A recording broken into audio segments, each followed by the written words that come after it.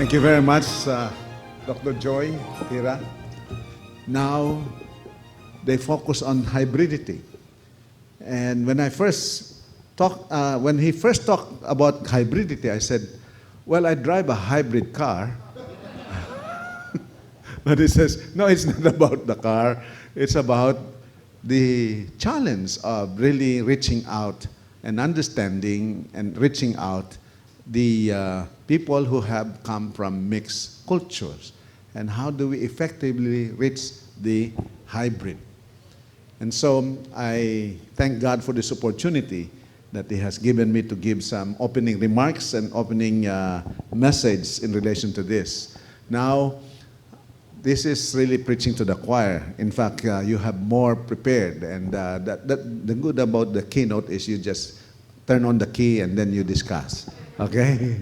But let me just share with you some thoughts that I have in relation to this topic on hybridity, and just to continue to and give you some challenge for your discussion in the next few days. So first of which, I want to say that it is God who determined the geopolitical boundaries. It was God who made me to become a Filipino. It was God who made many of you coming from different countries. How many countries? 13 countries represented here? 19 countries represented here. It was God who determined in Acts chapter 17, verse 26, He made from one man every nation of mankind to live on all the face of the earth, having determined allotted periods and the boundaries of their dwelling place. So from one man and one woman, Adam and Eve, there is that multiplication of all of these people all over the world. But it was God who determined when will be our generation.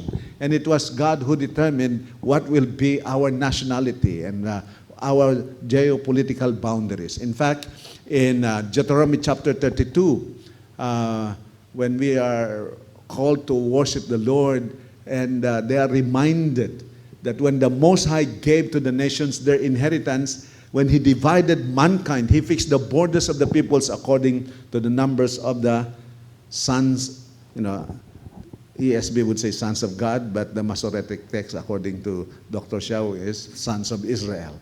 But what we see here, it is the Lord God who determined our boundaries. And I want us to see that, I appreciate me being a Filipino. And I do not complain that I am a Filipino. I rejoice that I am a Filipino. In the same way that all of you rejoice at your respective nationalities. Because that is part of the design that God has given us. That we belong to a certain geopolitical engagement and identity. However, migration has changed the landscape of human habitation. And you have how many sessions? 12 sessions to be discussing all of these issues, and 3 devotions about hybridity in the Bible. Migration. And let me just share with you, and I think we all know that there are different causes of migration. So without belaboring, I would say that these are some of them. Environmental, because of either natural calamities, natural disasters, or the search for better climate. Some people have to migrate. In fact, some people would have their homes in the northern hemisphere, but will fly south during winter because of climate issue. But some of us are more accustomed to temperate climate like the Philippines, and we enjoy living in the Philippines. And some of you would feel enjoying shoveling snow. I did that for at least 2 winters, but I said that's enough. It's good to enjoy only for visiting. But so environmental factor, particularly calamities and natural disasters, would be a major cause for migration. And another major cause is economic cause or factor for migration.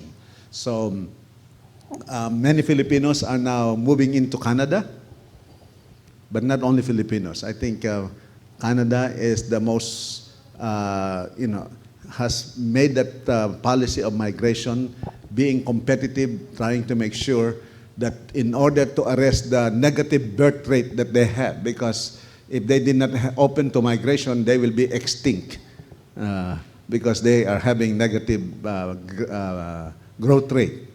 And so they open migration to professionals because they want to make sure that there are enough people who will support the social security of those who are retiring. Is right? That's part of demography, but economic considerations.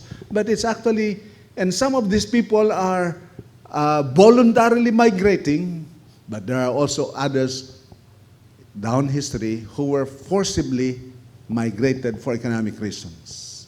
And I hope you, when you begin to discuss particularly people who were descendants of those who were taken as slaves from Africa to be brought to the Northern Hemisphere, I think that's an issue to understand when it comes to hybridity and understand how these people are reacting.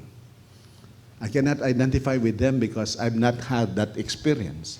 But I think it's important that as a church, we need to understand that dynamics of those people who come out from forcibly, being forced out of their situation for economic considerations. The slave trade should be considered as factor to discuss in terms of what happened to the dynamics of the people, to the psyche of the people who came from that background. Cultural migration, particularly when it comes to religious freedom as well as education. We know that people had to, America was built by people who were coming out of persecution and would like to really have their own religious expression. But now we have many students who go to different countries. And what's the percentage of students who come back after they study in America? Later. For the Chinese, about 80%. For the Chinese, which is the number one sending to the U.S.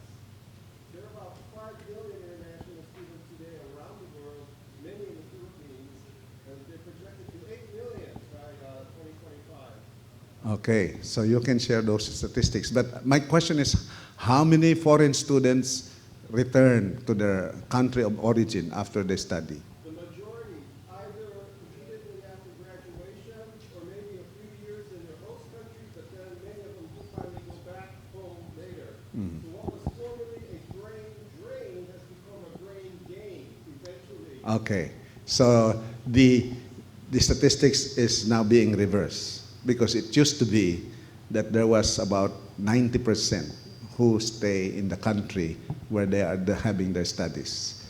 But I'm glad to see that the statistics is being reversed, that there are more who are coming back to their country of origin. Okay, I'm one of those few who return to the Philippines immediately. Cultural, and then political. So can you imagine the people who currently are on the refugees around the world? There are about 65 million refugees around the world today.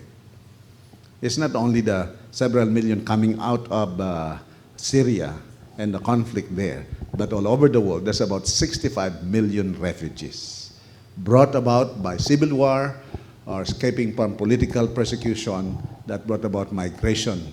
And then the social consideration, moving for better quality of life, or moving closer to a family member or friend.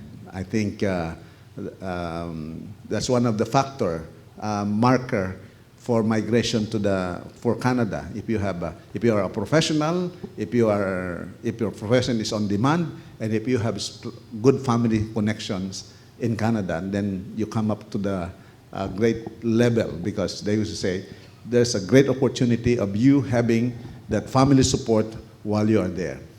So as I've said, migration has changed the landscape of human habitation. Now, the results of this migration actually gave rise to hybridity. And what are some of the results of migration? The first result would be, well, there's the changes of population distribution. So the migration contributed to the development of separate cultures as well as diffusion of cultures and the mix, cultural mix, or there is that multicultural populations. I think in America, when I was interacting with Ray Bakke back in the 80s, he was one of those who began to discuss about this migration and this cities movement. And he talks about in his area during that time in Chicago, how many square kilometers, there are 52 different ethnic groups or cultures right within his own neighborhood.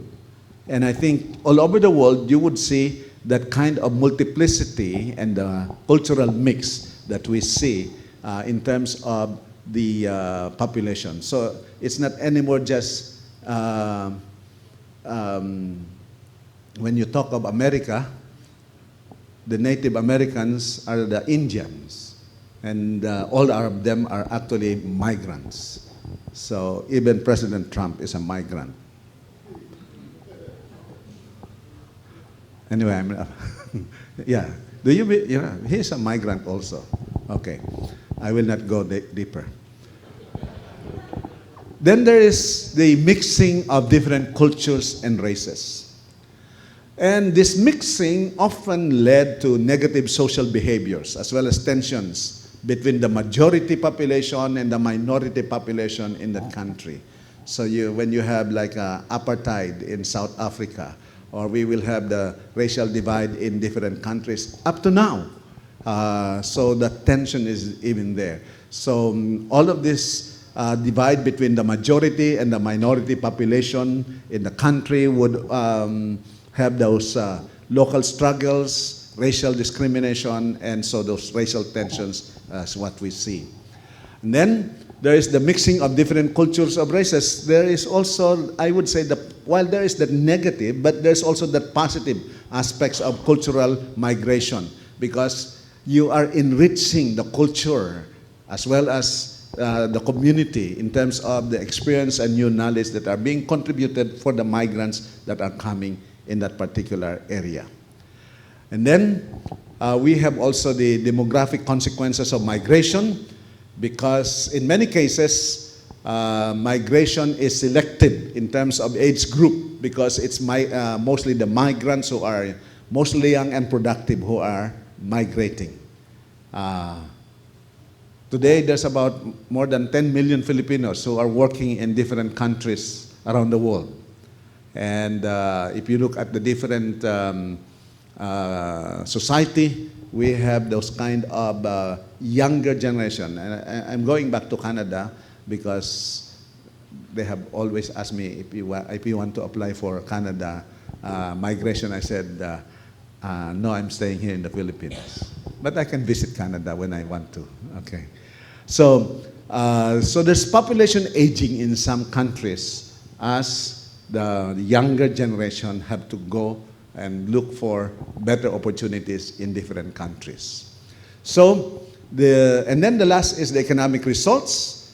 I think both from the country that, for the Philippines, we are encouraging this overseas Filipino workers because they are one of the, in terms of the gross domestic product of the country is the remittances. About more than $20 billion are being remitted by the overseas Filipino workers. So there's economic results, although I would say also that there is socio-economic negative impact also of separation of homes and dysfunctional families. But those that have migrated in other countries, they also have contributed to the economic development. So all of these results of migration actually would say gave rise to the hybrids, because the migrants need to cope in their new environment. The hybrids need to know how to be able to handle the situation. Because to become, you need to be able to, in some of those countries, being bilingual has greater advantage rather than just being monocultural or speaking only one language. And therefore, the rise of the hybrids is brought about, being forced by the need for coping in the different mix of culture. I did not attempt to make a definition of hybridity. That's a discussion that you have. And you have already definitions from different papers that have been presented, the dissertation of Juliet. So you have already the definition. So what I use here is just the common definition, first from biology. So animals or plants, different breeds, varieties. This is actually a dictionary definition. So by genetic engineering or intervention, there is that hybrid. And normally, the hybrid are better crop or better animal. But the problem with that is they cannot continue to reproduce because they have to be dependent on that kind of production of hybrid seed or hybrid animal. Then, in terms of culture, there's the person or group of persons produced by the interaction of crossbreeding of two unlike cultures, traditions, and others. Technically, on technical definition, something that is powered by more than one source of power, like I'm driving a hybrid car. Okay, so to have cheaper gasoline, but actually, what you save in terms of cheaper gasoline, you pay for the higher price of that car. Okay, but I did not buy that car; it was given to me, and I enjoy it. Okay. So having said that, I like to focus on the purpose of this consultation. The purpose of this consultation. Why are you here? You are here to discuss, discover the implications of hybridity in the mission of God. That's why you have those 12 sessions. And Dr. Joy said that, yes, you are all participants, and we need to discuss, and we need to interact. We need to be able to say we contribute to the enrichment of the discussion as well as the input and understanding, and hopefully you can define better strategy and sharpen strategies in how to really reach and minister to this group of people that we call hybrid. So let me focus on handling the issues on some of the issues and concerns on hybridity. And I have at least 5 that I want to share tonight. Number 1 is that the hybrids have confused and conflicting identities. We need to be able to minister to them, care for them, because they are living in multiple cultures. They have various background and values, and sometimes, am I a Filipino or am I an American? And you have that discussion of being a coconut or being a banana. But sometimes the problem of these migrants or this hybrid, because they say, no, I am an American. I'm holder of an American passport. I go to American school, but when they go home, they are being asked to speak their native language or to have to behave as if they are still living in India, or they are still living in the Philippines, or they are still living in Korea. So sometimes these conflicting identities and values is a challenge for this hybrid. The second issue and concern on hybridity is their vulnerability to predators and negative influences. They go to school and sometimes they are said, you are Asian.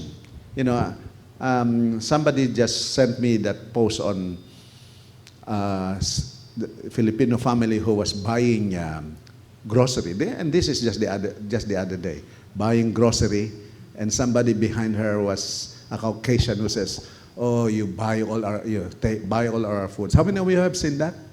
Yeah, you buy all our food, you buy all our. If I was there, like I said, you also come from a different country, right? But it's good that that person did not take,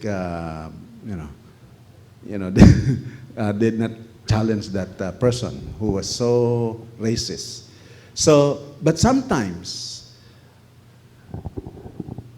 the hybrids can fall prey to the drug people or to the violence because, first of all, they were having some confusion on their identity, on their values, and then they become vulnerable.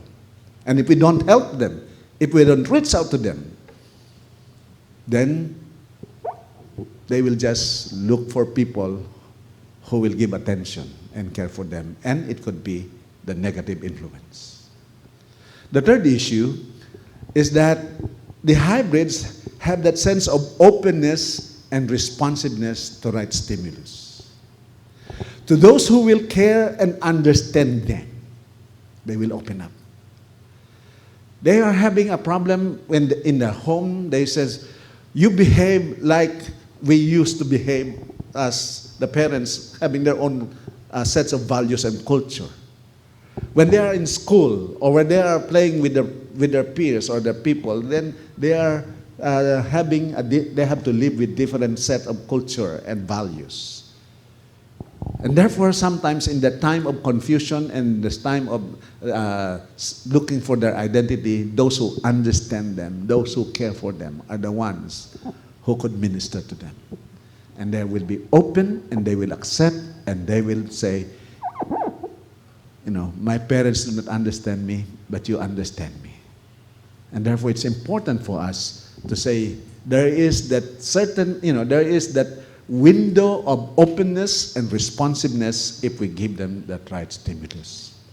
The fourth is that, the fourth issue and concern is that the hybrids possesses great potential to excel.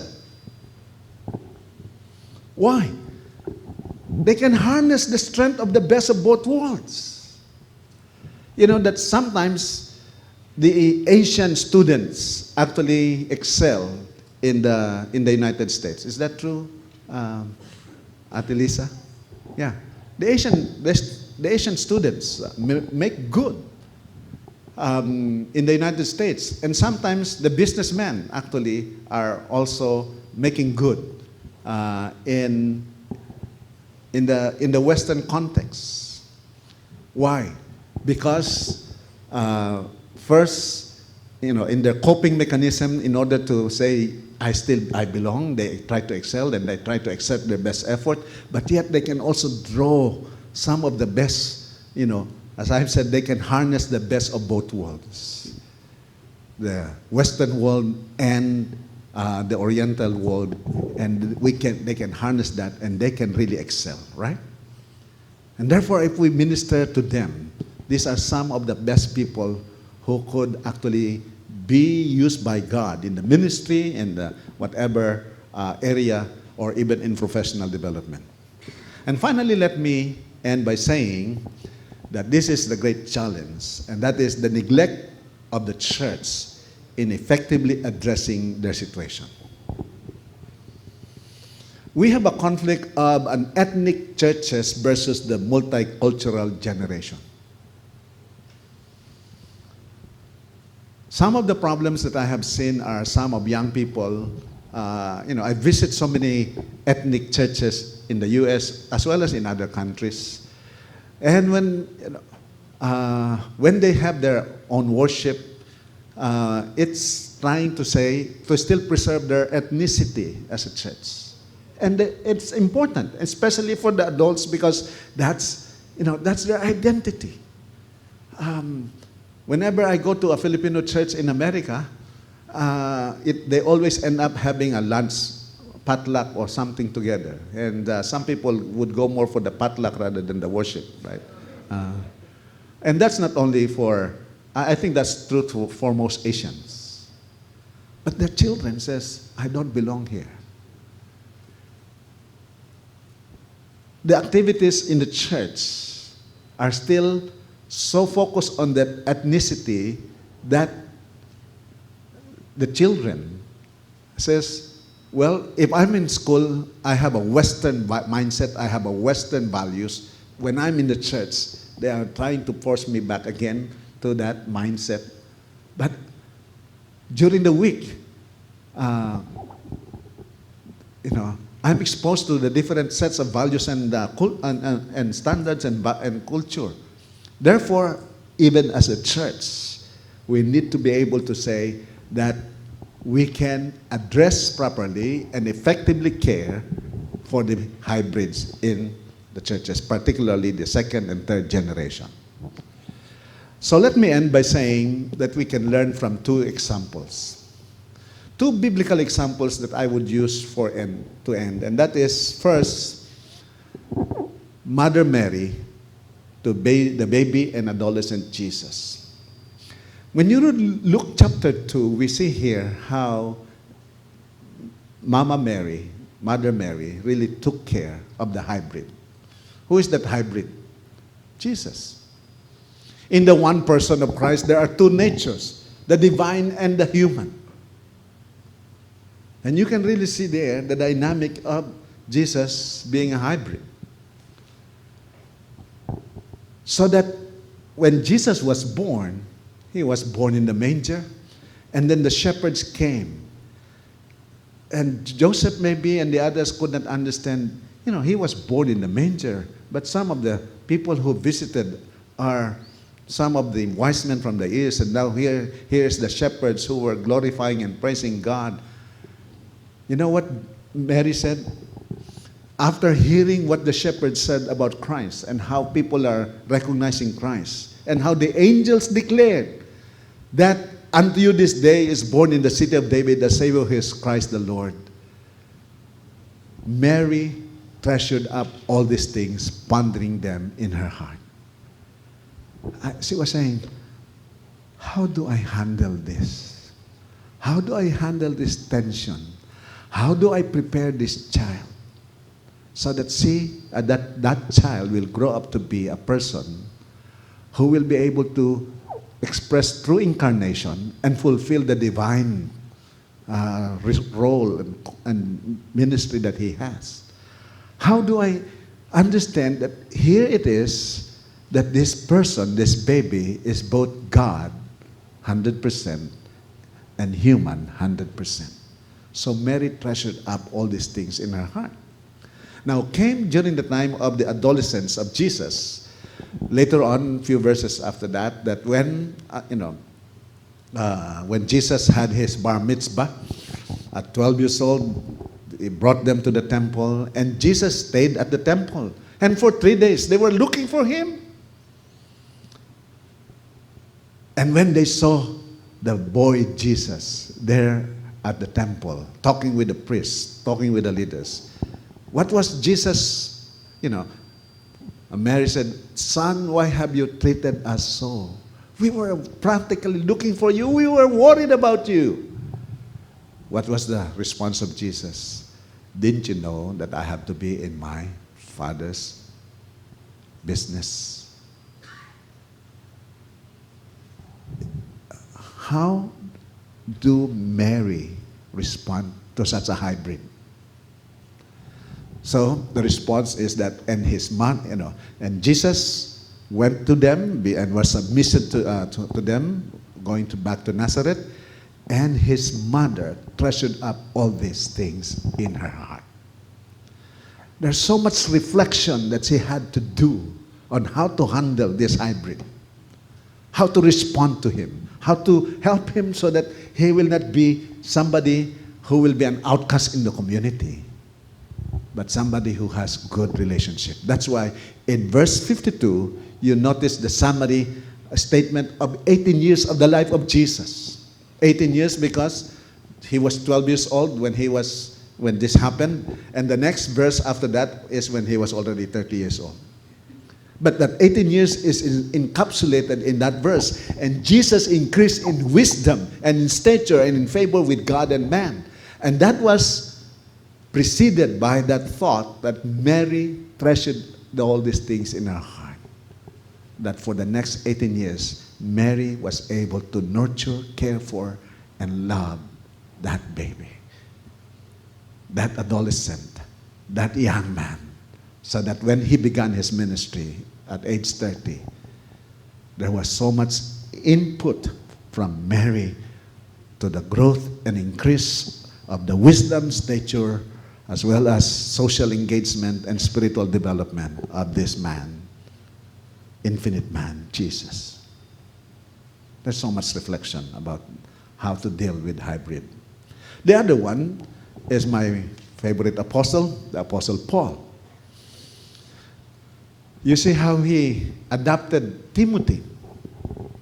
When he recruited Timothy as a young man to join them in the ministry, now he had to circumcise him. Why? Because he is a hybrid. His father is a Greek, and his mother and grandmother are Jewish people. But Paul had to make a decision. I had to circumcise him to please the Jewish people.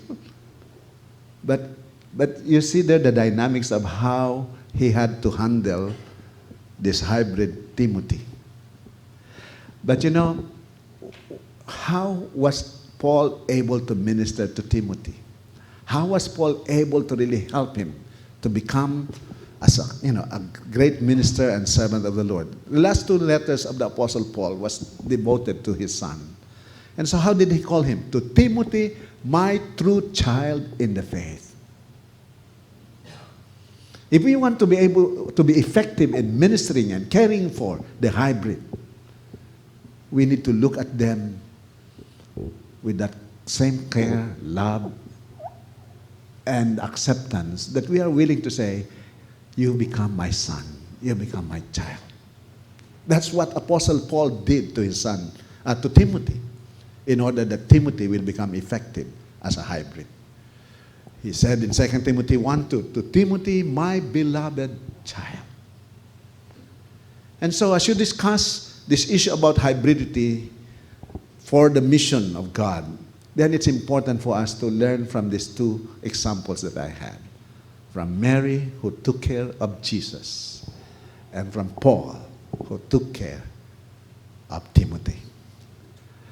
Now let me end by asking you giving you two questions that you can have in this consultation.